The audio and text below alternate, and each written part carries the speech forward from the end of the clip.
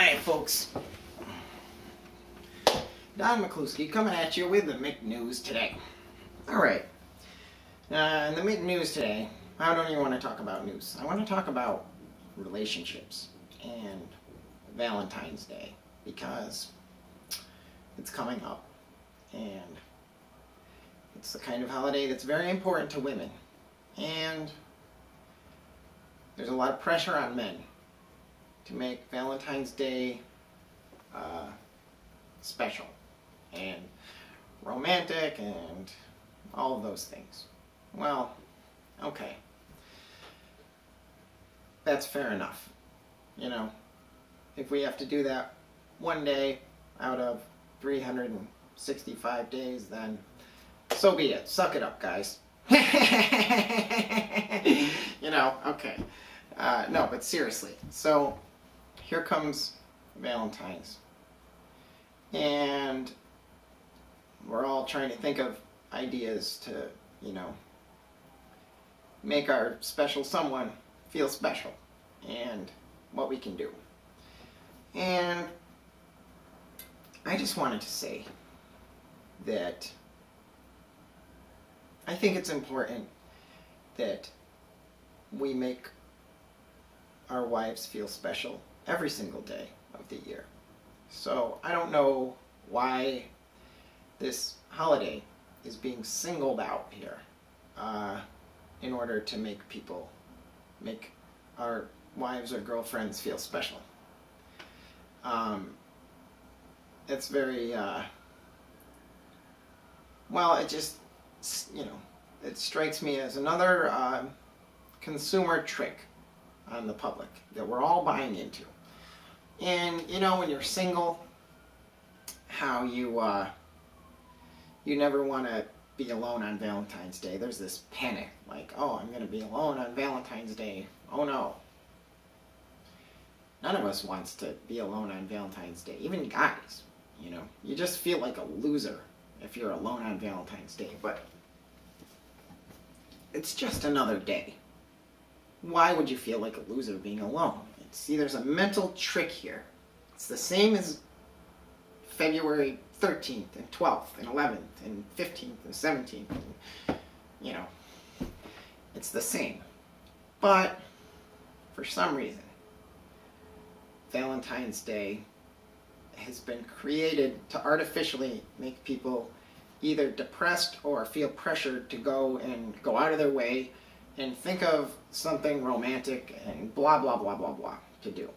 And almost all of this involves spending money. Money. If you ever want to know why things are the way they are, just follow the money and you'll see. Who is profiting here? Oh, yeah. So, I just wanted to say that.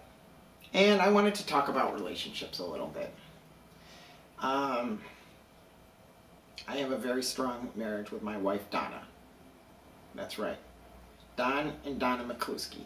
I mean, it's perfect. It's like, we're really, really like peas in a pod, and it's just absolutely beautiful. I mean, we found each other through a very bizarre series of circumstances. And, I mean, it was instant chemistry. I was in love with her right away. And so we've been married a year, a little over a year, and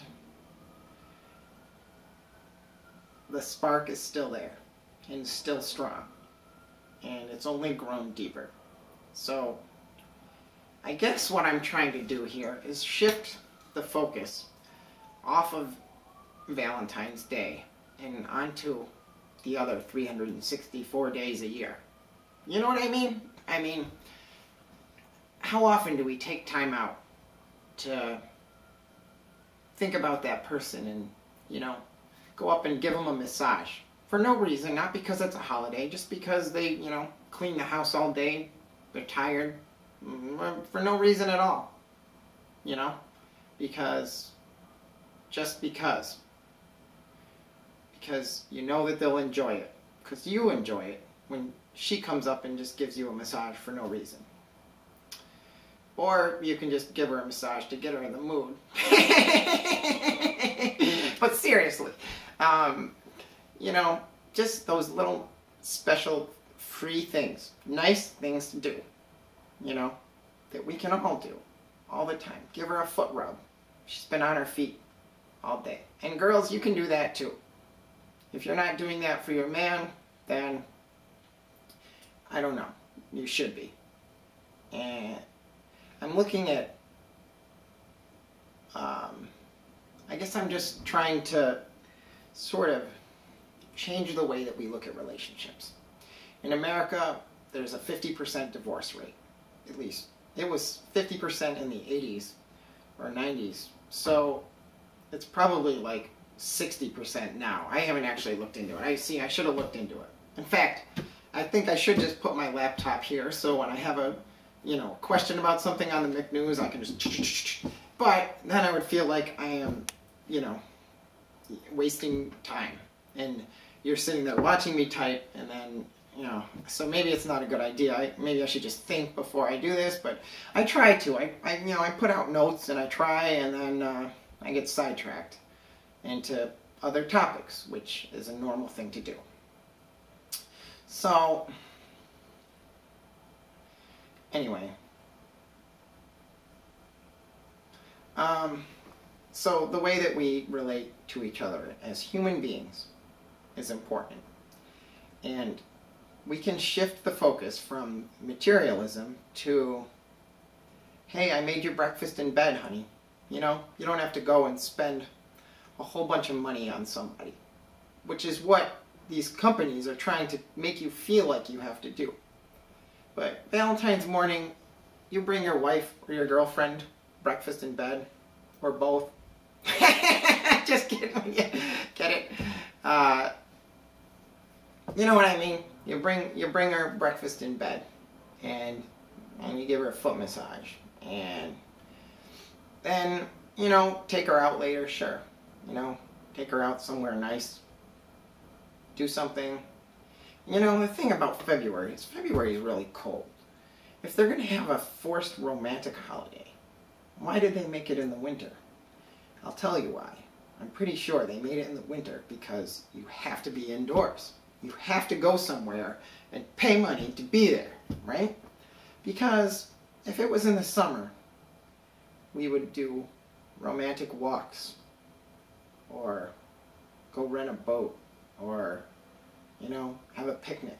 We would be doing really, truly romantic things that people do in the spring and in the summer. And instead, Valentine's Day is in the winter, 6 weeks after Christmas. And it's just another money grab, you know, stay indoors, do this. I don't know. You know, I didn't really plan this. I had this thing in my brain that I wanted to just, you know, I've been thinking about it. So this episode of the mcnews is not about the news. It's just about treating each other good.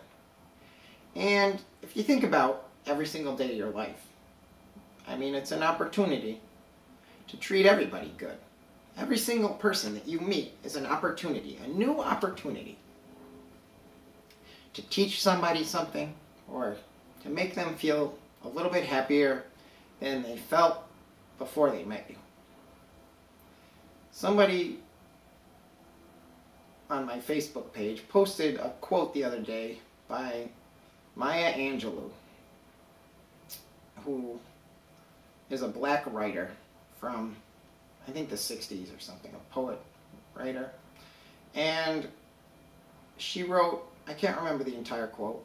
Once again, I should be able to pull it up. She wrote, nobody's going to remember this or this or this about you. They're only going to remember the way that you made them feel. And I've been carrying that quote with me for like 2 weeks now. That's when I read it, 2 weeks ago. And just sort of using it as a mantra in my head, you know. It's like at work, when I'm trying to you know, make a sale. There's a part of me that is just hungry to sell. I can already taste the profit that I'm going to make, the commission, you know. But 90% of people that I talk to are not going to buy a car from me, you know. And every car salesman knows that it's an odds game, basically.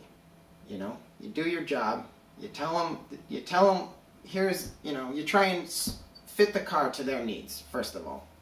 You ask what they're looking for, and you think about it, you draw on your knowledge base, and you try and find them a perfect car, and then you try and give them a great price.